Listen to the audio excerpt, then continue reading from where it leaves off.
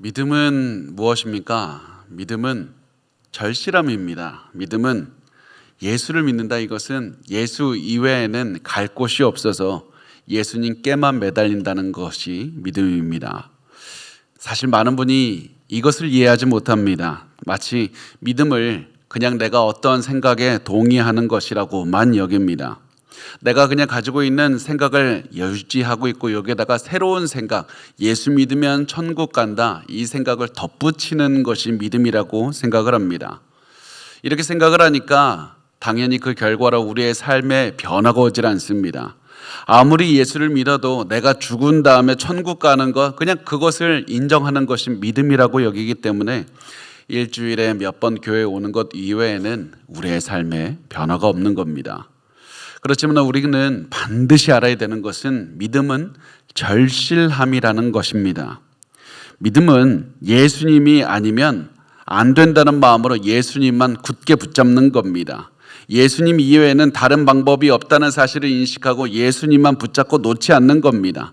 예수님이 아니면 내가 직장에서 생활할 힘이 없기 때문에 예수님만 절실하게 의지하면서 직장 생활을 하는 것이고, 예수님이 아니면 나를 괴롭히는 사람을 대할 힘이 없기 때문에 예수님만 의지해서 그 사람을 대하는 겁니다.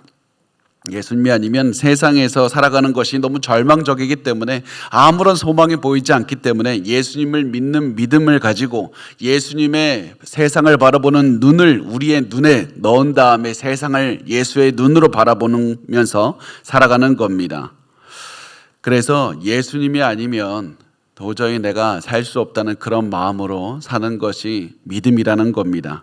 그리고 이 절실함 때문에 우리의 삶이 믿음으로 인해서 바뀌는 겁니다. 믿음은 예수를 절실하게 붙잡는 것이다. 이 사실을 기억하면 우리는 이 너무나도 당연한 한 가지를 깨달을 수가 있습니다. 우리의 삶에 변화가 없는 이유는 우리가 절실하게 예수를 붙잡지 않기 때문이다. 내가 이 예수가 아니면 살 방법이 없다고 믿는 이 사람, 내가 예수가 아니면 도저히 살 수가 없다고 이렇게 믿고 절실하게 예수를 믿는 사람은 절실하게 예수를 붙잡고 그 삶에 변화가 있을 수밖에 없습니다. 그 예수를 붙잡기 위한 대가가 있다면 그 어떠한 것이라도 치를 수밖에 없는 겁니다.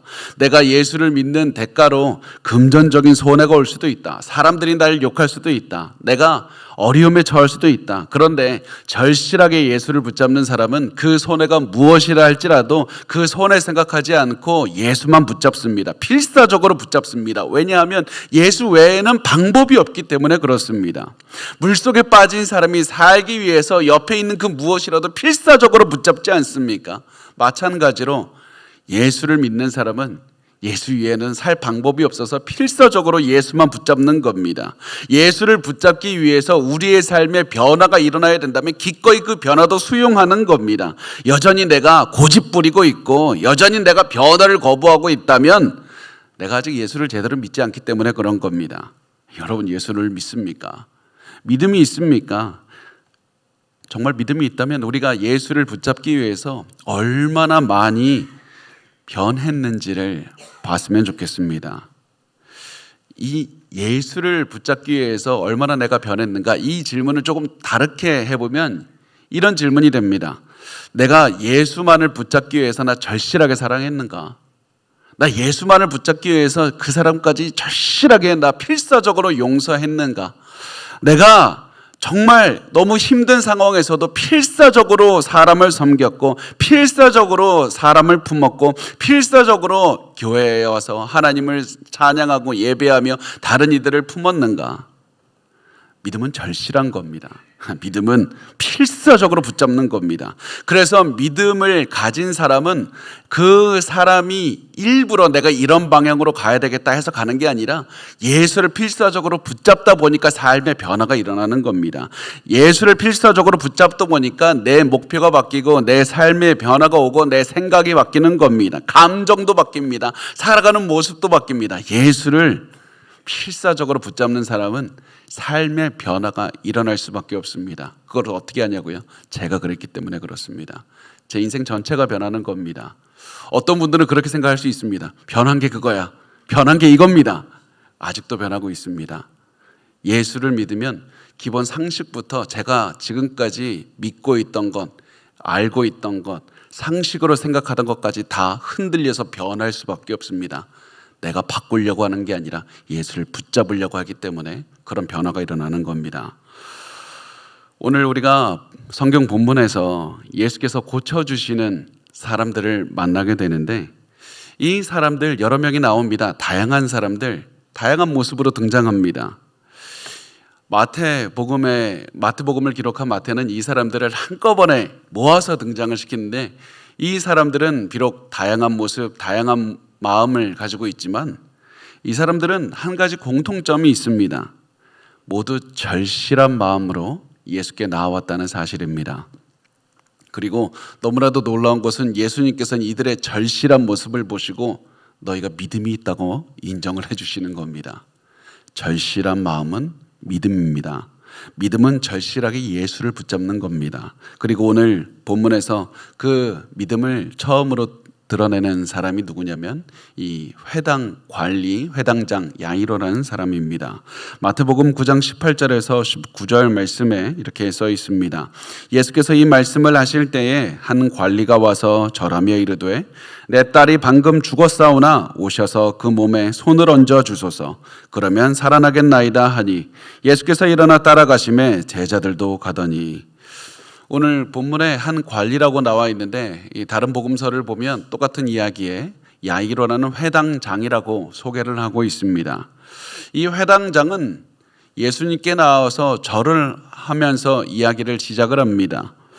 우리는 이런 모습 보면서 뭐 예수님한테 절도 할 수 있지 뭐 그런 생각을 할 수 있지만, 이 당시에는 이런 모습을 보면 사람들이 놀랄 수밖에 없습니다. 왜냐하면 수많은 종교 지도자들이 예수님을 대적하고 의심하고 비판하고 있었기 때문에 그렇습니다. 많은 사람, 특히 이 중에는 회당장들도 포함되어 있었습니다. 그래서 일반적인 회당장이라면 또 저 예수가 많은 가르침도 주고 또 병도 고치는 것을 알고 있으니까 그냥 적당한 선에서 자신의 존경심, 사람들의 사회적인 인식, 나를 높은 사회적인 인식이 있으니까 그 자리를 유지하기 위해서 적당한 선에서 존경의 표시를 했을 겁니다. 이렇게 하면 예우도 해주고 자기 또 예의 범절이 있다는 사람이라고 인정도 받습니다. 그런데 이 사람은 예수님 앞에 나와서 절을 했습니다. 왜 이렇게까지 했을까요? 왜 절까지 했을까? 그 이유는 이 사람이 딸이 아파서 죽었기 때문에 그렇습니다. 그래서 이 사람 마음에는 지금까지 수많은 질병을 고친 예수라면 내 죽은 딸도 살릴 수 있겠다는 그런 마음이 있었던 겁니다. 그 믿음이 있었던 겁니다. 그리고 바로 이것이 중요했습니다. 이 사람에게는 사랑하는 딸을 살리는 것 이외에는 다른 생각을 하지 않았습니다. 이 사람이 지금까지 어떻게 살았는지 우리는 모릅니다. 예수님을 비판하면서 살아왔을 수도 있습니다. 예수님에 대해서 무관심했을 수도 있습니다.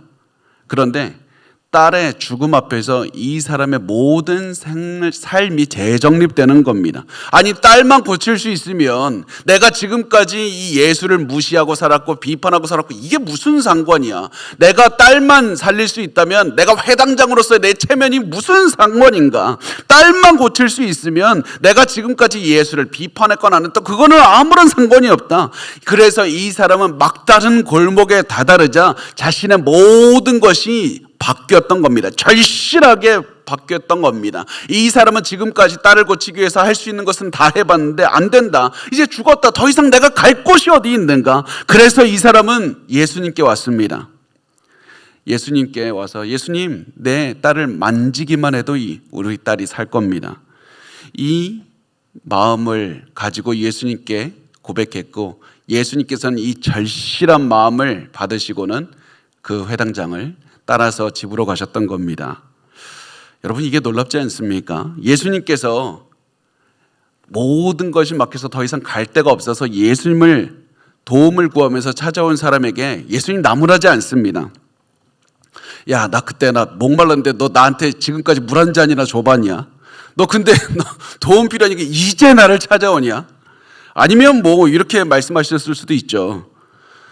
너 지금까지 나 비판한 거 다 알고 있는데 너 이제 와서 나한테 오는 게 말이 되냐? 아니면 야, 내가 너 말 한마디만 해도 너희 딸을 여기서 고칠 수 있고 살릴 수 있다는 거 너 믿지를 않아? 너 믿음이 그거밖에 안 되냐? 너 같이 집으로 가자고?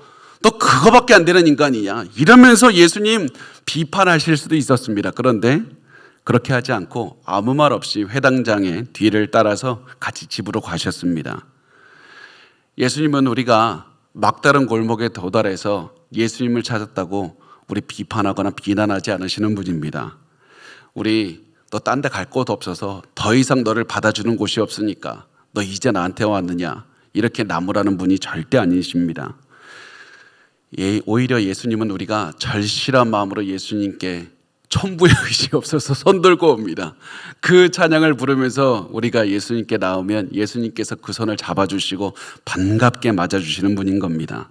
절실한 우리의 모습을 보고 그래 너가 믿음이 있다고 인정해 주시는 겁니다. 우리의 믿음이 대단해서 엄청난 믿음이 있어서 우리의 믿음을 받아주시는 것이 아니라 너무 부족하고 너무 이런 믿음도 믿음이라고 인정할 만한 가치도 없는 것이지만 예수님께서는 우리를 믿음이 있다고 인정해 주시고 사랑으로 맞아 주시고 우리를 치료해 주시는 분이라는 사실입니다. 이렇게 해서 예수님께서는 이 회당장과 함께 집으로 걸어가고 있는데 갑자기 한 여자가 등장을 합니다. 한 여인이 많은 사람들 사이를 몰래 뚫고 예수님 뒤로 가서 예수님의 옷자락을 만졌다는 사실입니다. 마태복음 9장 20절과 21절에 이렇게 말씀을 합니다. 12해 동안이나 혈루증으로 앓는 여자가 예수의 뒤로 와서 그 겉옷가를 만지니 이는 제 마음에 그 겉옷만 만져도 구원을 받겠다 함이라.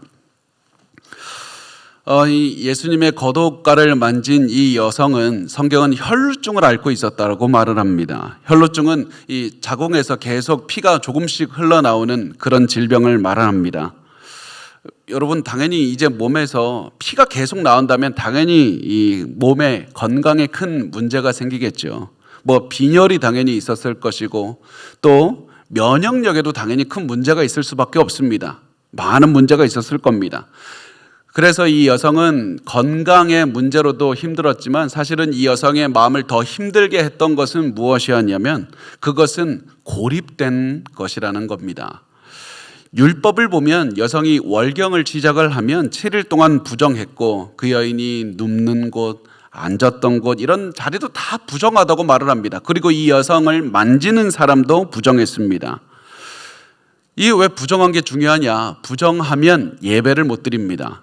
그래서 하나님과 단절되는 것을 의미하는 겁니다. 그리고 이 사람과 접촉하는 사람도 부정하게 되기 때문에 사람들은 이 여인과 접촉하기를 꺼려했을 것이고 사회적으로 고립되었고 하나님과의 관계도 단절이 된 것을 말을 하고 있습니다.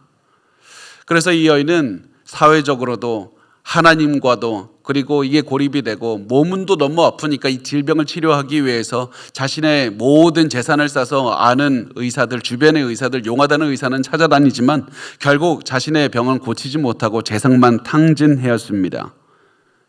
그러면 이 여자는 어떤 상황입니까? 더 이상 갈 데가 없습니다. 그리고 이런 갈 데가 없어서 절박한 여인의 심정에 이 귀에 예수님에 대한 소식이 들립니다. 예수님 못 고치는 병이 없대. 그분은 만지는 사람마다 고친다. 그런 소리가 들리고 이제 이 여인이 더 이상 갈 곳이 없다는 생각에 이런 소망이 자기도 모르게 생겼습니다. 내가 예수님의 옷자락만 만져도 내 질병이 치료되리라. 이런 마음이 생겼습니다. 사실은 예수님의 옷자락을 만질 필요도 없고 예수님께서 말씀만 하셔도 되지만 그냥 이 여인의 가슴속에 내가 옷자락이라도 만지면 내가 저 절실한 마음으로 저 끄트머리라도 옷이라도 만지면 내가 치유될 것이라는 그런 생각이 들게 되는 겁니다. 그런데 이 여인의 마음에 질문이 생깁니다. 나 혈루증 걸렸는데 사람들 옆에 나 갈 수 없는데 내가 예수님 앞에 가는 거 사람들이 막을 텐데 나 어떻게 할까? 예수님 근처로 갈 수 있는 방법이 없다.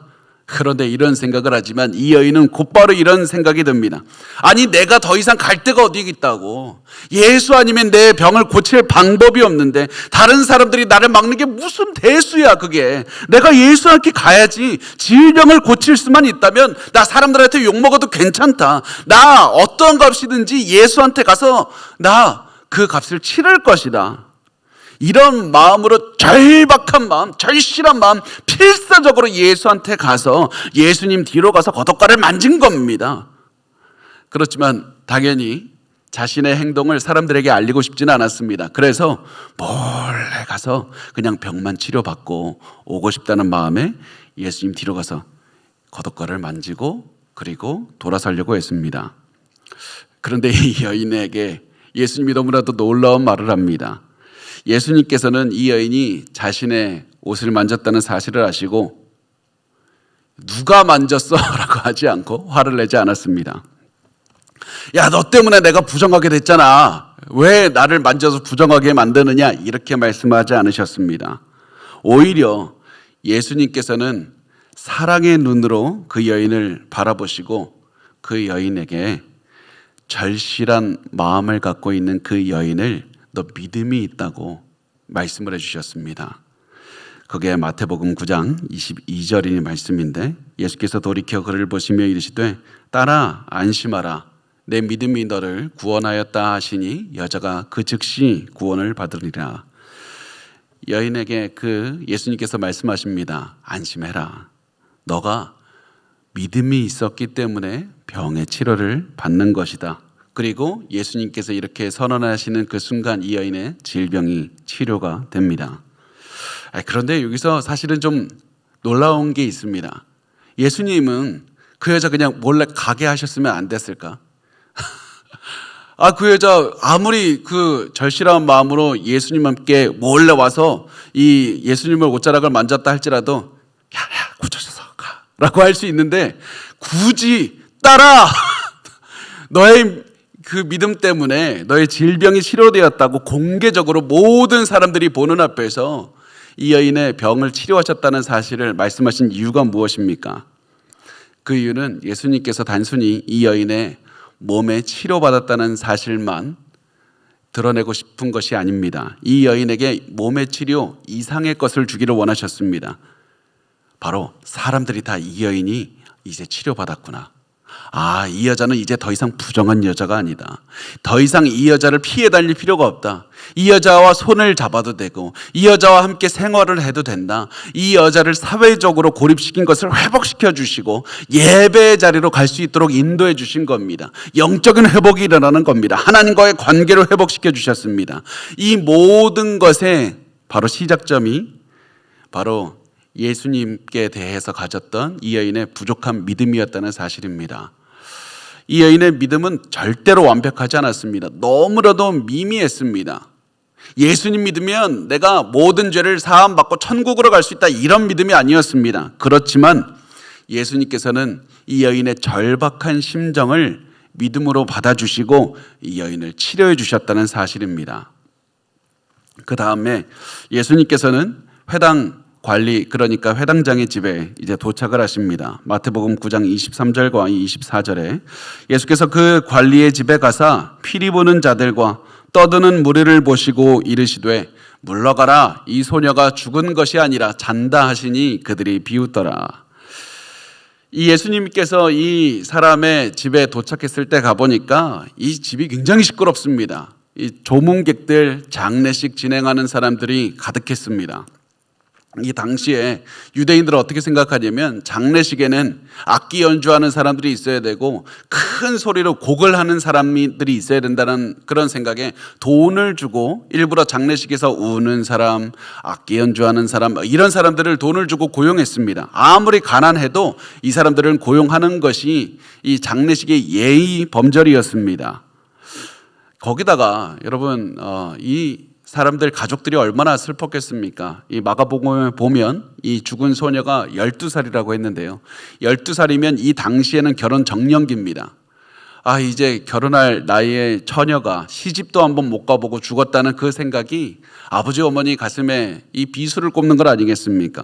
그래서 사람들이 다 꺼이꺼이 울고 있었습니다.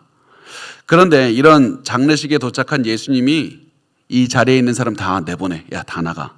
라고 말씀을 하십니다. 그러면서 소녀가 죽은 게 아니야. 자고 있으니까 여기에 있는 사람들, 우는 사람들 다 내보내라고 하셨습니다. 그 말을 들은 사람들은 예수님을 비웃었습니다. 예수님, 많은 질병을 고친 거 알고 있습니다. 그렇지만 당신이 죽은 사람도 살릴 수 있다는 거, 그거 말도 안 되지 않습니까? 그래서 이 사람들은 비웃은 겁니다. 비웃음을 통해서 드러나는 것은 불신, 믿음이 없다는 겁니다. 아무도 예수님을 믿지 않았습니다. 그런데 그 중에 예수님을 믿는 한 사람이 있었는데 그 사람은 딸의 아버지였습니다. 왜 아버지는 믿었습니까?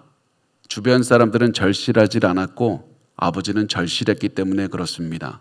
주변 사람들은 딸이 그 소녀가 죽은 것에 가슴 아파했지만 살릴 만큼 절실하지 않았습니다.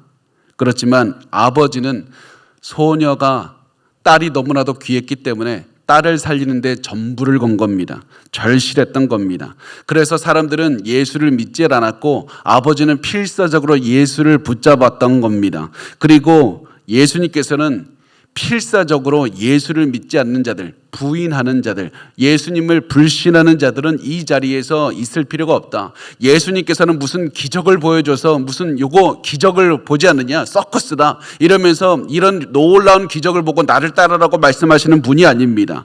예수님께서는 믿음을 가진 자들에게 기적을 행해 주시는 분입니다. 그래서 예수님은 불신하는 자들이 이 자리에 있을 필요가 없다고 하면서 나가라고 하셨습니다. 그리고는 아버지는 예수님의 말씀을 믿고 자리에 있던 모든 사람을 내보낸 다음 예수님께서는 죽은 소녀에게 가서 손을 잡고 일으키십니다. 마태복음 9장 25절과 26절에 우리 같이 읽어볼까요? 시작. 무리를 내보낸 후에 예수께서 들어가사 소녀의 손을 잡으시매 일어나는지라 그 소문이 그 온 땅에 퍼지더라. 아멘. 놀라운 사실은 예수님은 손을 잡을 필요가 없었다는 겁니다. 왜냐하면 구약 율법에서 시체를 만진 사람은 부정하게 되기 때문에 그렇습니다. 그런데 그래서 예수님이 일반적인 사람이었다면 만지는 즉시 예수님이 부정하게 되었을 겁니다. 그런데 예수님이 시체를 만지자 예수님이 부정하게 되는 게 아니라 시체가 살아납니다. 시체가 이제 더 이상 시체인 상태가 아니라 온전한 사람의 모습으로 바뀌었다는 겁니다. 그래서 죽음이 떠나가고 이 소녀가 하나님께 예배를 드릴 수가 있게 되었습니다. 이렇게 해서 한 사람이 또한 이 절실한 믿음을 가지고 있는 사람의 믿음을 보시고 예수께서 놀라운 기적을 행해 주신 것을 보게 됩니다. 그런데 우리가 더 이야기를 진행하기 전에 한 가지 생각을 해봤으면 좋겠는데요. 우리가 이 얘기는 사실 유명하죠. 그 혈루증은 걸린 여인과 이 회당장 야이로의 이야기는 유명한데 사실은 이 이야기가 더 우리의 주목을 받아야 되는데 그 이유는 마태가 이 이야기를 진행하는 방식이 좀 특이하기 때문에 그렇습니다.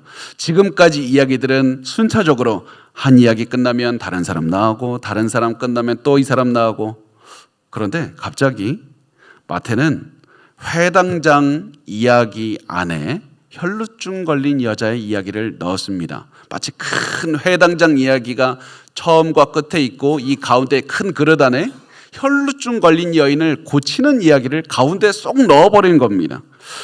왜 이렇게 했을까? 그냥 순차적으로 회당장도 고치고 그 다음에 혈루증 여인 고치고 그러면 되는데 왜 굳이 이렇게 복잡하게 그냥 이렇게 구성을 했을까? 두 가지 이유가 있습니다. 첫 번째, 실제로 이렇게 일어났던 겁니다. 마태는 이야기를 꾸미고 소설 쓰듯이 그리는 것이 아니라 있는 그대로 사실을 기록한 겁니다. 그래서 예수님이 이 회당장의 딸을 살리기 위해서 가는 도중에 혈루증 걸린 여인이 예수님의 옷자락을 만졌고 치료받았고 그 다음에 이 야이로의 딸을 고쳐주신 그 일이 실질적으로 이렇게 일어난 겁니다. 그래서 마태는 거짓말하지 않고 이렇게 기록을 했습니다. 그런데 두 번째 이유가 더 중요한데 두 번째 이유는 누구든지 예수께 오면 믿음만 있으면 구원을 얻는다. 이 사실을 보여주기 위해서 그렇습니다. 잘 보면 회당장은 남자였고 유대인이었습니다. 사회적으로 높은 지위를 가지고 있는 사람입니다. 그 이야기 안에 들어간 혈루증 걸린 여인은 어떻습니까? 이 당시 여자는 남자에 비할 바가 못 됩니다. 제가 그렇다는 생각을 하는 게 아니라 저는 여자들 아주 소중하게 생각을 합니다. 자, 그다음에 혈루증 걸린 사람은 여자입니다. 병들었습니다. 가진 재산이 없습니다. 사회적으로 가장 낮은 사람입니다. 격리된 사람입니다. 고립된 사람입니다. 이 두 사람은 회당장과 혈루증 걸린 여인은 극과 극에 속하는 사람인 겁니다. 이들 사이에 아무런 공통점이 없습니다. 그런데 이 두 사람의 공통점이 단 하나 유일하게 있는데 그것이 무엇이라면 예수님을 절실하게 붙잡았다는 사실입니다. 둘 다 절박한 마음으로 예수 그리스도를 붙잡은 겁니다. 그리고 예수님은 이 두 사람의 절박한 마음을 믿음이라고 말씀을 하셨습니다.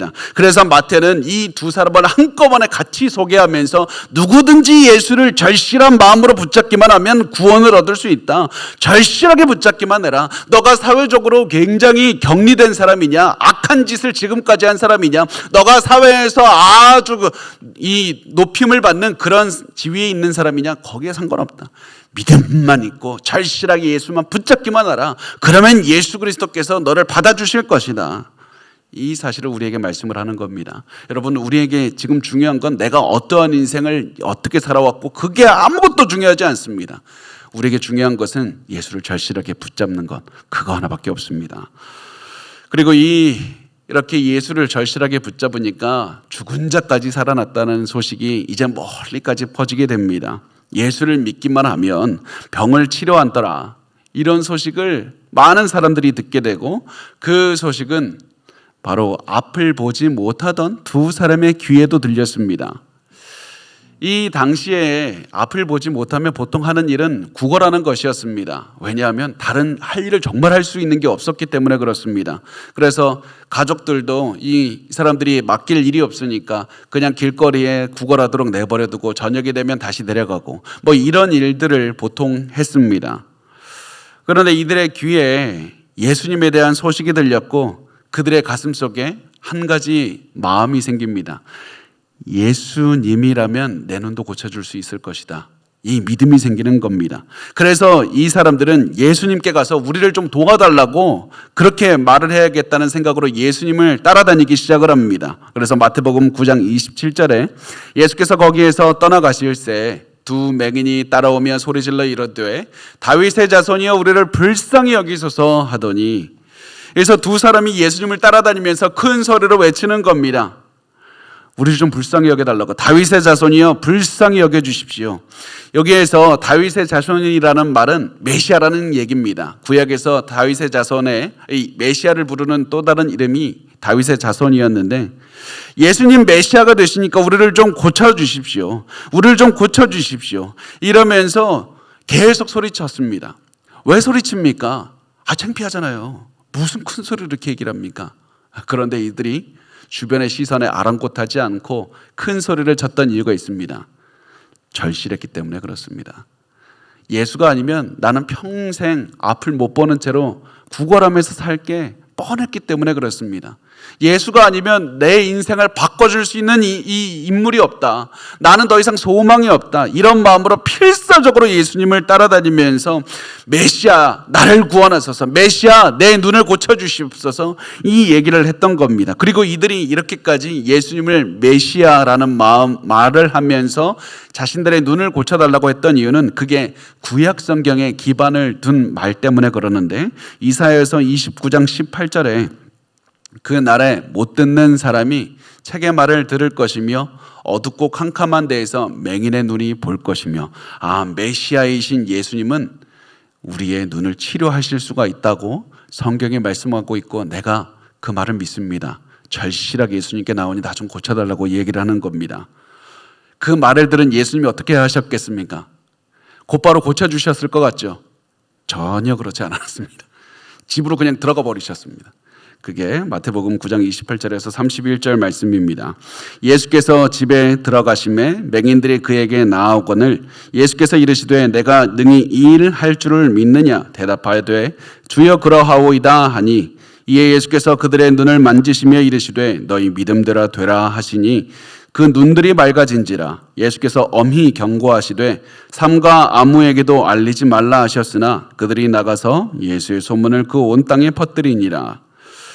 예수님께서 다윗의 자손이여 우리를 좀 고쳐주십시오 하는데 예수님께서 그냥 방 문 열고 그냥 집으로 들어가니까 이 사람들이 어떻습니까? 포기하지 않고 예수님 집 안으로 따라 들어옵니다. 그래갖고 예수님의 제자들이 어떻게 생각했겠습니까? 뭐 이런 사람들이 다 있어. 남의 집에 왜 들어와? 아니 좀 예의도 없어? 문 두드리고. 그리고 우리 의견도 좀 물으면서 밖에서 조용히 기다려야지 뭐 예수님을 따라 들어오면 어떡하느냐 막 이러면서 얘기할 수 있었겠죠. 그런데 그 사람들 상관하지 않았습니다. 왜 그렇습니까? 절실한 사람에게 그게 무슨 소용입니까?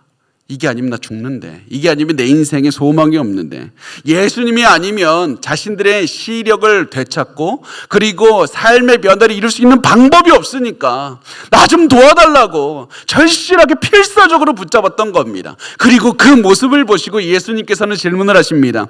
내가 능히 이 일 할 줄을 믿느냐? 너희가 믿음이 있느냐? 그 말에 이 사람들은 이런 대답을 합니다. 우리 시력을 되찾고 싶은 마음, 우리 포기하고 싶지 않습니다. 우리 좀 고쳐주십시오. 이런 마음으로 이렇게 대답을 합니다. 주여 그러하오이다. 이들은 예수님을 주님이라고 말을 하는 겁니다. 주님이라는 말은 예수님, 당신이 메시아이지 않습니까? 메시아는 고칠 수 있는 능력이 있지 않습니까? 구약에서 예언한 하나님이 보내신 메시아가 바로 당신이 아닙니까? 당신이 우리 병 고칠 수 있는 그런 있는 능력이 있다는 사실을 믿습니다. 그 고백을 들으신 예수님께서 그들의 눈을 만지면서 말씀합니다. 너희 믿음대로 되라 하시니 그들의 그 눈들이 밝아진지라. 너희 믿음대로 되라. 절실함을 보였던 것밖에 없는데 예수님은 이들의 부족한 절실함을 믿음이라고 받아주신 겁니다. 그리고 고쳐주셨습니다. 예수님은 항상 절실한 자들의 상황을 보고 믿음이라고 여겨주셨습니다. 왜 그렇습니까? 단순히 우리가 믿는다고 말하는 건 쉽지만 절실한 행동을 통해서 마음속에 믿음이 있는 것이 드러나기 때문에 그렇습니다. 입은 속일 수 있습니다. 우리의 마음에서 우러난 행동은 속일 수 없습니다. 여러분은 절실하게 살고 있습니까? 예수님만 붙잡고 있습니까? 이렇게 해서 예수님에 대한 소식, 예수님의 능력에 대한 소식이 널리 퍼지게 되는데 이제는 사람들이 귀신 들려서 말 못하는 사람을 예수님께 데리고 오게 됩니다. 마태복음 9장 32절에서 33절의 말씀을 합니다. 그들이 나갈 때에 귀신 들려 말 못하는 사람을 예수께 데려오니 귀신이 쫓겨나고 말 못하는 사람이 말하거늘 무리가 놀랍게 여겨 이르되 이스라엘 가운데에서 이런 일을 본 적이 없다 하되. 이 사람은 보면 실어증이 있었습니다. 그런데 귀신이 이 실어증이 있었고 그거는 이제 귀신이 입을 막은 것이지만 여전히 들을 수는 있었던 겁니다. 이 사람들이 왜 이 귀신 들려서 말 못하게 된 사람을 예수님께 데리고 왔겠습니까? 그 이유는 귀신에 들리면 엄청나게 고통스럽기 때문에 그렇습니다. 귀신에 들리면 엄청나게 고통을 누리는 겁니다. 이 몸도 괴롭게 되고 온전한 정신도 갖지 못하게 되고 그래서 이 사람이 말은 하고 싶은데 귀신 때문에 말을 못하는 게 얼마나 괴롭겠습니까? 그래서 이 주변 사람들이 특히 가족들이 이 사람의 아픔을 보면서 답답했을 겁니다. 그런데 어느 날 이 주변 사람들의 귀에 예수님이 귀신도 쫓는다더라, 질병도 고친다더라 이런 소식을 듣고 예수님께 가면 이 사람도 고칠 수 있다는 믿음을 갖게 됩니다. 그래서 이 사람들은 절실한 마음으로 예수님께 귀신 들린 사람을 데리고 왔고 그리고 예수님께서는 이 사람을 괴롭히는 귀신을 쫓아주시고 그리고 이 사람이 다시 말을 할 수 있도록 해주신 겁니다. 이 모습을 통해서 마태가 우리에게 계속 소리치는 것이 있습니다. 예수께서 구약에서 예언한 메시아가 되신다. 이사야서 35장 5절에서 6절에 그때에 맹인의 눈이 밝을 것이며 못 듣는 사람의 귀가 열릴 것이며 그때 저는 자는 사슴같이 뛸 것이며 말 못하는 자의 혀는 노래하리니 이는 광야에서 물이 솟겠고 사막에서 시내가 흐를 것임이로다. 구약에서 장차 메시아가 올 것이라고 예언하는데 그 메시아는 눈도 뜨게 하고 귀도 듣게 하고 말도 하게 하고 이제 노래하고 못 걷는 자가 춤추면서 뛰놀게 하는 그런 놀라운 역사가 이룰 것이다. 이런 기적을 통해서 마태는 예수가 메시아가 되신다. 예수는 믿음의 그 대상이 되신다. 그리고 이 메시아가 어떤 분이냐? 자비하셔서 예수님께 좀 도와달라고 예수님만 절실하게 붙잡는 사람은 누구든지 도와주신다. 예수를 붙잡기만 하라. 믿음만 있으면 된다. 이 사실을 강조하고 있는 겁니다. 그런데 이런 예수님에 대한 다른 반응을 보이는 사람들이 있었습니다. 그 사람들이 누구였냐면 바리새인들이었습니다. 마태복음 9장 34절 말씀에 이렇게 말씀을 합니다. 바리새인들은 이르되 그가 귀신의 왕을 의지하여 귀신을 쫓아낸다 하더라. 여러분 잘 생각을 해보시길 바랍니다. 바리새인이 예수님이 기적을 행하는 걸 못 봤습니까? 같이 따라다니면서 다 봤습니다. 분명히 이 사람들도 예수님의 기적을 보았지만 어떠한 사람들은 예수님이 메시아라고 찬양을 했고 어떠한 사람들, 특히 바리새인들은 예수님이 귀신의 수하라서 귀신의 능력으로서 이런 기적을 한다고 말을 했던 겁니다. 왜 이렇게 다른 반응이 나왔습니까? 그 이유는 바리새인들은 예수님이 아닌 다른 것들을 절실하게 붙잡고 있었기 때문에 그렇습니다. 단순히 절실하게 붙잡는 게 중요한 게 아니라 누구를 절실하게 붙잡는가, 무엇을 절실하게 붙잡는가, 믿음의 대상이 누구인가가 굉장히 중요한 겁니다. 바리새인들도 믿음이 있었지만 예수님에 대한 믿음이 아니라 나에 대한 믿음, 율법을 지키는 노력에 대한 믿음. 내가 이 정도로 노력했고 내가 이 정도로 율법을 지켰으니 하나님 나를 받아주실 것이다. 내가 이 나의 노력을, 이 내가 지금까지 살아왔던 그 성실한 노력, 그것을 절실하게 붙잡고 있었고 내가 이 노력을 포기하면, 내가 이 노력이 아무것도 아니라고 인정하게 되면 내 인생 지금까지 허무하게 되지 않느냐. 나 인생 잘못 살았다고 그렇게 인정하게 되지 않느냐. 그래서 나 이 인생을, 나 이 노력을 포기하지 못하겠다. 예수를 믿으면 은혜 안에서 예수가 다 받아주신대, 고쳐주신대. 이건 믿으면 내가 지금까지 살아온 인생이 뭐가 되느냐. 그래서 이 사람들은 자신의 노력을 끝까지 붙잡고 있었던 겁니다. 그래서 내가 이렇게까지 열심히 했으니까 하나님께서 내 노력, 내 성실, 내가 지금까지 살아온 인생을 보시고 나 인정해 주실 거야. 나 받아주실 거야. 그래서 나는 하나님께서 받아주실 자격이 있는 사람이다. 이런 잘못된 믿음, 잘못된 절실한 믿음이 있었던 것이고, 이래서 바리새인들이 계속 잘못된 방향으로 걸어갔던 겁니다. 우리가 이런 모습 아닙니까? 우리 지금 잘못된 방향으로 가고 있지는 않습니까? 바리새인들도 절실하게 믿었습니다. 우리도 무엇인가 절실하게 믿고 있습니다. 잘못된 것이면 놓는 게 중요합니다. 그것을 놔두고, 그것을 잘못된 것을 붙잡고, 우리가 만약에 잘못된 것, 가치 없는 것, 쓰레기 같은 것들을 붙잡고 평생을 살아가면서 그렇게 한다고 해서 그게 무슨 소용이 있겠습니까? 가치 있는 예수를 붙잡아야지 우리 인생에 가치가 있지 않겠습니까? 이 바리새인들은 잘못된 것을 놓지 못했기 때문에 계속해서 예수를 비방했습니다. 그래서 이들은 예수님을 믿어야 된다는 증거가 넘쳐나면 넘쳐날수록 더욱 열심히 자신의 붙잡고 있는 것을 지키기 위해서 예수님을 더욱더 비방합니다. 그래서 35절에 이렇게 말씀을 합니다. 예수께서 모든 도시와 마을에 두루 다니사 그들의 회당에서 가르치시며 천국 복음을 전파하시며 모든 병과 모든 약한 것을 고치시니라.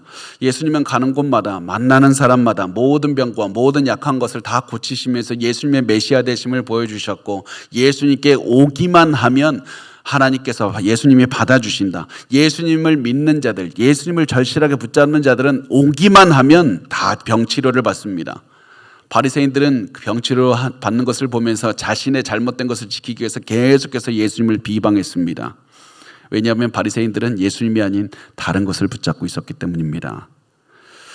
여러분, 우리 기억해야 됩니다.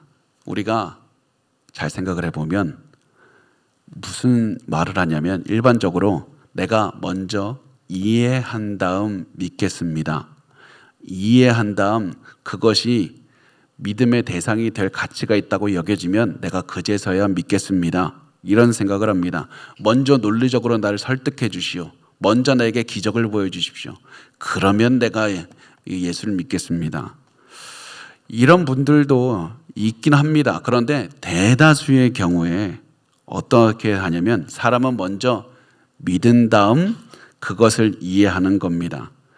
가장 먼저 절박하게 붙잡아야 되는 것이 무엇인지 알게 된 다음 그 다음에 이해하는 겁니다. 예수를 붙잡기로 결단하면 온 세상을 그 믿음을 기반으로 해서 이해하는 겁니다. 우리가 무당을 붙잡기로 결단하면 무당이 하는 말을 기반으로 해서 온 세상을 이해하는 겁니다. 바리새인들은 자신의 노력을 붙잡기로 결단했고 그것에 기반해서 예수님을 비방했던 겁니다. 그리고 오늘 본문에 등장하는 나머지 사람들은 예수를 붙잡기로 결단했고 그 절실함을 기반으로 예수를 이해했고 예수님께서는 그것을 믿음으로 받아주시고 기적을 행해 주셨던 겁니다. 중요한 것은 예수님 나에게 먼저 기적을 베풀어 주십시오. 나에게 먼저 지적으로 이해시켜 주십시오. 그것이 아니라 내가 예수를 절실하게 붙잡고 있는가, 예수가 아니면 나 갈 곳이 없다고 확신하고 있는가, 그것이 중요하다는 사실입니다. 그래서 오늘 우리가 두 가지 이 예수님만 붙잡아야 된다는 사실을 기억하셔야 되는데 예수님만 붙잡기 위해서 우리 실천상 두 가지만 했으면 좋겠습니다. 우리 예수님만 붙잡기 위해서 너무나도 당연한 두 가지를 꼭 기억하시기 바랍니다. 첫 번째, 손에 있는 걸 좀 놓으십시오. 손에 있는 걸 좀 버려야 됩니다. 바리새인들을 기억하십시오. 바리새인들이 성경에 쓰여 있는 나와 상관없는 자들이 아니라 내가 바리새인처럼 될 수 있습니다. 바리새인들은 내 손에 있는 걸 두지를 못했다가 결국 망가진 인생을 살았습니다. 제가 이전에도 말씀드렸던 것 같은데 이단에 평생을 쏟아붓다가 교주가 죽어서 내가 믿는 믿음이 잘못된다는 사실을 체험한 사람들이, 깨달은 사람들이 이제 이단으로부터 돌아오는 줄 아십니까? 그런 사람도 있지만 굉장히 많은 수는 더욱더 이단을 붙잡습니다. 왜냐하면 이단 교주가 잘못됐다, 이단 교주가 죽었다, 이단 교주가 이 도덕적인 삶을 살질 않았다, 그것을 통해서 자신의 믿음이 잘못됐다는 사실을 드러난다 할지라도 내가 이걸 인정하면 내 인생을 허무하게 낭비했다는 사실을 인정하게 되는 것 아닙니까? 내가 이 잘못된 것을 위해서 내 가족도 버렸고 내 집안도 다 재산도 탕진했다는 것을 인정해야 되지 않습니까? 너무 괴로우니까 더 이단을 붙잡는 겁니다. 아니 내 인생 틀리지 않았어, 아니 내가 이 가장 가치 있는 것을 붙잡고 있다고 그렇게 스스로 착각하면서 스스로를 속이면서 살아가는 겁니다. 진리를 붙잡기 위해서 우리의 삶에 올바로 살기 위해서는 가장 먼저 잘못된 것을 버려야 됩니다. 내가 예수만을 붙잡기 위해서 내가 지금까지 해왔던 생각, 상식, 삶의 방식까지 우리 버리시길 바랍니다. 두 번째, 버렸으면 예수만 붙잡으면 됩니다. 예수만 붙잡기 위해서라면 용서하지 못할 사람 없습니다. 사랑하지 못할 사람 없습니다. 이런 마음으로 사시길 바랍니다. 내가 예수를 위해서라면 나 욕 먹고 억울하게 될 것이고 나 조롱도 받을 것이고 내가 예수를 위해서라면 나 사람들에게 버림도 받겠습니다. 예수를 위해서는 목숨도 걸겠습니다. 이런 결단으로 예수만 꼭 절실하게 붙잡으시기 바랍니다. 그리고 예수만 붙잡는 마음으로 매일 사시면 됩니다. 그러면 우리의 부족한 인생, 우리의 부족한 마음을 예수님이 보시고 너는 믿음이 있다, 믿음이 있다고 하시고 우리에게 소중하게 우리를 여겨주시고 사랑으로 돌봐주시는 예수님의 손길을 매일 체험하게 될 겁니다. 우리 절실하게 예수만 붙잡읍시다. 살기 어려운 이 시대에 우리 예수만 붙잡고 예수만 따라서 절실한 마음으로 살아가셨으면 좋겠습니다.